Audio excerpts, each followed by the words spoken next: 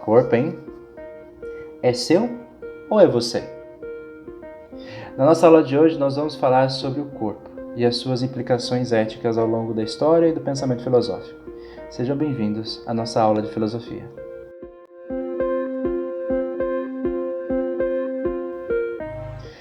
Olá, queridos, como vão? Meu nome é Arthur, sou professor de filosofia e no nosso encontro de hoje, dando sequência aos nossos vídeos sobre ética, nós vamos comentar sobre elementos que foram, de alguma forma, compreendidos de modos diferentes ao longo da história do pensamento humano ocidental e como isso influencia também, obviamente, a nossa vida cotidiana, a nossa compreensão sobre nós mesmos.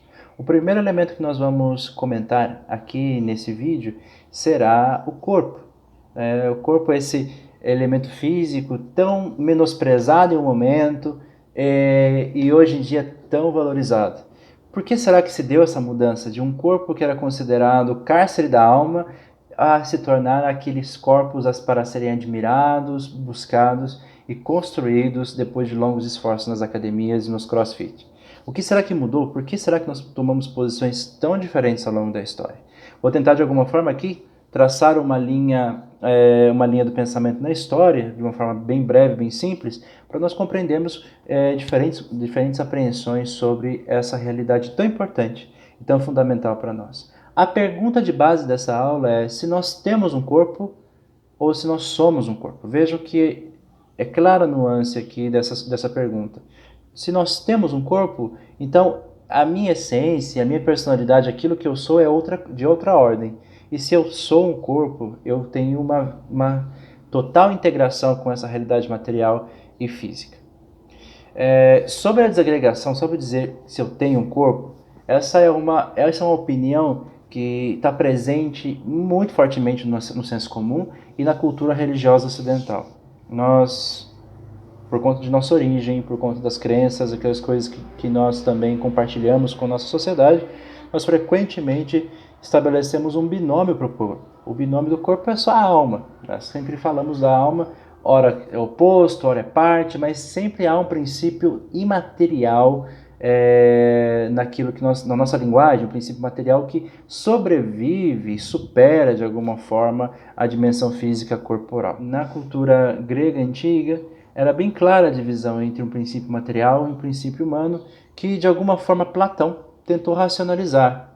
Platão, ao estabelecer aquele mundo de ideias, de forma de perfeições e tudo mais, dizia que aquilo que de fato em nós é cópia do mundo inteligível, do mundo das ideias, não é o nosso corpo, é a nossa alma. A nossa alma, de fato, é aquilo que nos liga, que nos conecta, que traz a realidade do mundo imaterial, do mundo das ideias para dentro de nós e dá essa massa informe e dá essa matéria que sem a alma não sobreviveria, forma, organização, estrutura.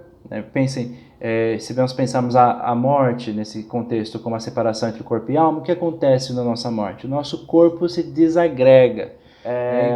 No entanto, Platão vai um pouco além. Ele não só divide a nossa realidade entre corpo e alma, dando especial importância à alma, obviamente, mas também aponta 3 almas presentes em nós, ou 3 partes da mesma alma, tanto faz, como nós quisermos compreender aqui, não é tão importante essa distinção, mas cada parte ou cada alma diferente presente em nós, que ele localizava em partes diferentes do corpo, tinha uma função, e dependendo da sua hegemonia sobre a pessoa, ela influenciava inclusive o seu comportamento.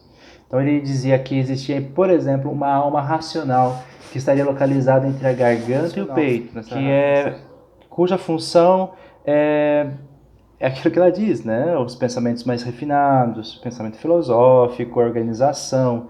Portanto, as pessoas que têm uma alma racional desenvolvida, elas são mais aptas ao governo da cidade e ao ensino.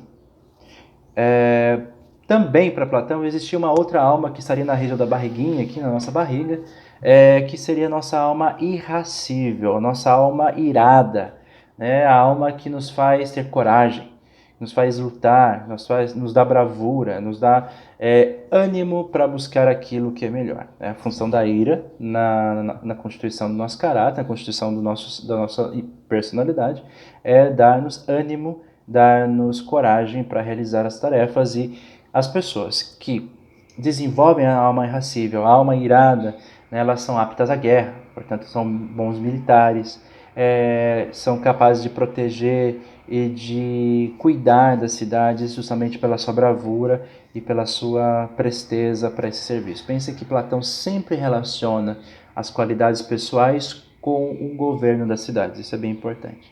Bom, e por último, a alma concupiscente ou irracional, que estaria ali na região do ventre, né? Abaixo da nossa barriga, onde estão os nossos órgãos genitais. Essa alma localizada ali leva-nos a buscar a satisfação dos nossos prazeres, especialmente os prazeres ligados à procriação e à satisfação sexual. As pessoas que desenvolvem essa capacidade se encontram na base da pirâmide, né, como o povão em geral, cuja função é procriar e manter os serviços da cidade, como agricultura, artesanato e tantos outros serviços manuais necessários para a vida da cidade. Então vejam, Platão faz eco, na verdade não é ele que cria essa ideia de que existem dois princípios, corpo e alma, mas ele faz eco e complexiza essa concepção ao estabelecer três diferentes tipos de alma: alma racional, alma irada e alma irracional. Muito bem, a roda da história gira, surge a partir do judaísmo um movimento na região de Israel, que é o movimento cristão, que chega à Europa e se encontra com o mundo grego, que acredita nessa separação entre corpo e alma. Chega à Grécia, assume muitos elementos da cultura helênica, chega à Grécia, chega a Roma, e assume muitos elementos da cultura e dá a sua cara também para essa apreensão, essa forma de ver o mundo, de ver o corpo. Une, né, a realidade da unidade da pessoa com a dualidade grega ao mesmo tempo, né? Enfim, não é possível pensar dentro do cristianismo, acho que até hoje deve ser assim, a separação entre corpo e alma, né? A alma surge para um corpo, a alma é criada para um corpo, ela é feita para habitar em um corpo. No entanto, chega um momento que o corpo morre e a alma permaneceria viva dentro dessa doutrina. Então há uma profunda unidade entre uma coisa e outra. Então aquilo que é feito no corpo tem as suas consequências na alma, e tudo aquilo que é buscado na alma também tem seus efeitos sobre o corpo, porque no fim das contas, enquanto o corpo está vivo, a pessoa é uma coisa só. Não é duas coisas, é um corpo que se separa de alma, não. É uma coisa só, sempre dentro dessa doutrina cristã. Portanto, é preciso domar o corpo, doutrinar o corpo, controlar o corpo e seus impulsos para que ele obedeça aos ditames da alma, obedeça aquilo que a alma se propõe a fazer, busca fazer e quer e precisa fazer para buscar a salvação. Então aí surgem os movimentos monásticos e uma série de exercícios que são chamados de ascese.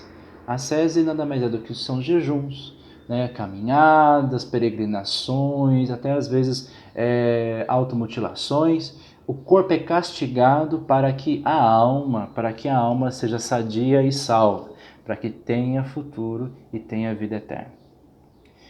Bom, obviamente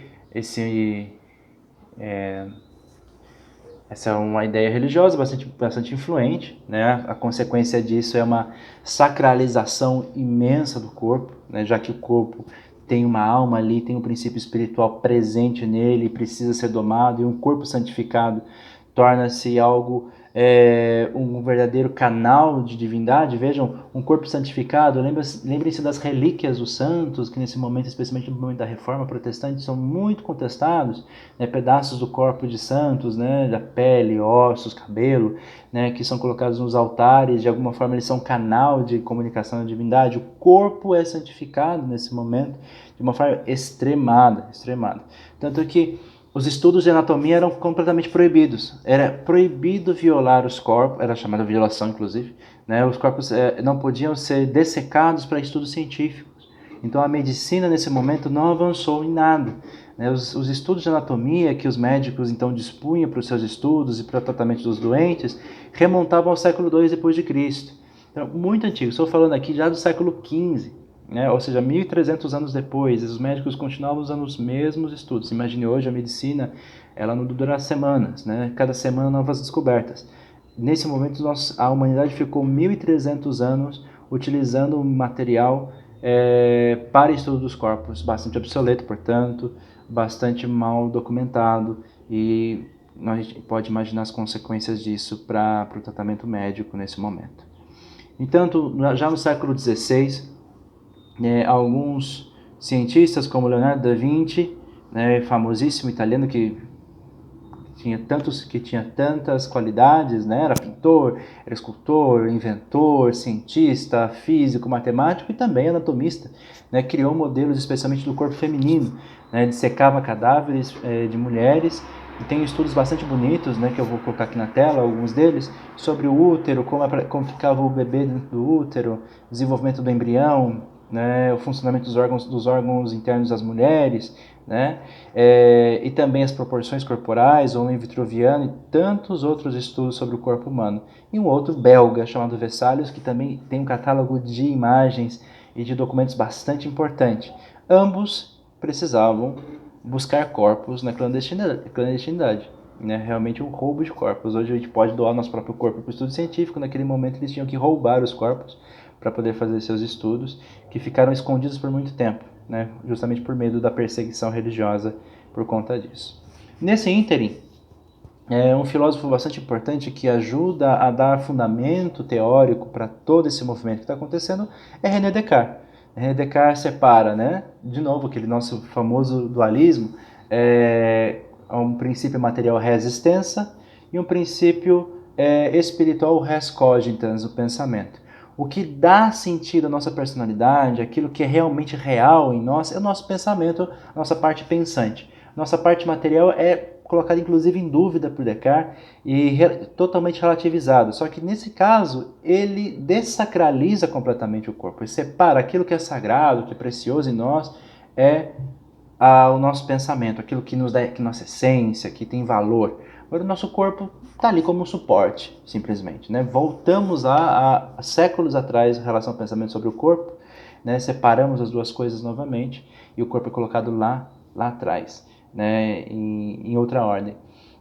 Desse modo, se o corpo não é tão importante assim, eu posso estudá-lo, posso controlá-lo, posso ali de alguma forma manipulá-lo da melhor forma possível. Bom, simplesmente pela mera observação dos fenômenos ao nosso redor. Nosso corpo também é uma coisa.